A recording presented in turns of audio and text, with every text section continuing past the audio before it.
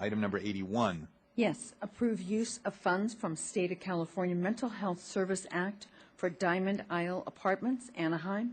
Authorize director to prepare and execute loan documents, restrictive covenants, subordination agreements, and related documents. This is a 4th District item, and we do have representatives from both Jamboree Housing Corporation and Homes Incorporated to answer any questions. This is a housing designed to house the severely mentally disabled. It is a kind of a pioneer project, and it is neither a senior project based on age but based on mental disability. We have a number of people throughout the county that have difficulty finding housing because of the various mental issues they deal with. Some of those people you can meet right outside here after the meeting is over at lunchtime, and I know, Supervisor Wynn, your office is working on that issue as to how do we deal with the homeless right here who call the Civic Center their home, many of whom are struggling with very severe mental issues. If we look at the last page, that's page 4 in our agenda booklet, it shows that the total development cost is about $10.5 million, of which the requested county role is about 10%, a little less than 10%, for funding of a little over $1 million, and that would come from Proposition 63 money, which is state money. I'm prepared to move this. Second. And there is a second. I did at the same time want to indicate my concerns with the cost of these projects. Some of the costs of the projects are not under the control of the nonprofits. They are required to use prevailing wage labor because they are publicly funded, and prevailing wage usually means the highest cost available labor rather than that the market might support.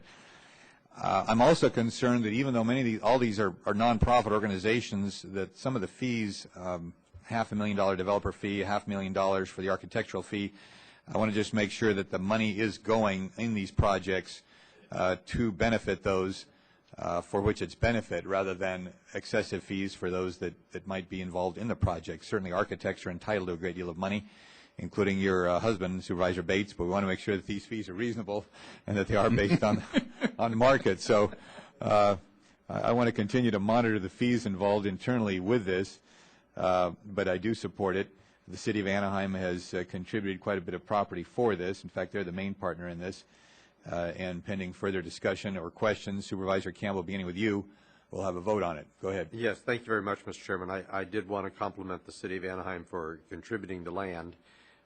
Point out that this is really the first time that the Mental Health Funding Act money is being used.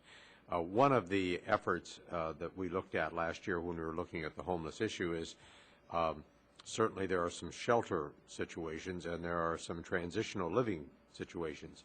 The real need is permanent housing. This is directly going after this permanent housing, so I think it's a great step forward in providing what's necessary, especially for this probably the most at-risk portion of the homeless. So I'm very supportive of it, glad that the county's participating in it. Compliments to the governor's initiative on homeless initiative and also the City of Anaheim. Supervisor Morlock. Thank you, Mr. Chair. On page 4, as you directed, we're seeing tax-exempt bonds and other related financing vehicles. We're also seeing that the funds being approved today are actually being loaned to this project for a 55-year term at 3%.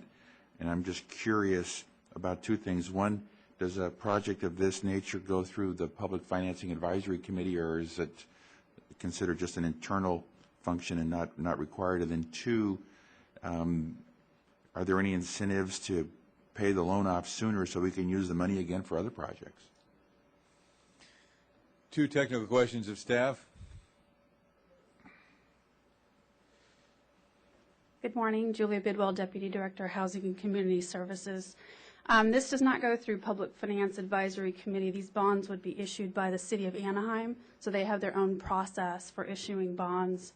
As for your other question, which I just forgot, apologize. The 55-year term Yes. at a low interest rate, so there's probably no motivation to pay it off earlier. No, in all honesty on this project, because it's serving those with extremely low incomes, 30%, and because of the subsidies in it, including project-based Section 8, in particular on this loan, there is no incentive to pay it off earlier. They're just going to be able to make their debt service payments, and they have large reserves so that, in fact, if the project-based Section 8 for some reason goes away, the federal government doesn't renew it, that we don't put the tenants at risk, that we have a transition program. So on this particular loan, in all honesty, there is no incentive to pay it off earlier. Does the 3% interest earnings go into a fund that you can then loan out again?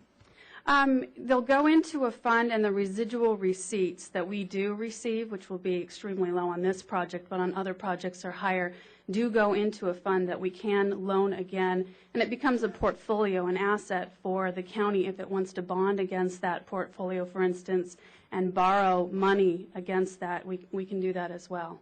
Okay. Thank you, Julia. Sure, thank you. Further discussion on this item? All those in favor say aye. Aye. Opposed? It does carry. Item number 82, approve standard agreements with State Department of Aging and amendments to agreements with various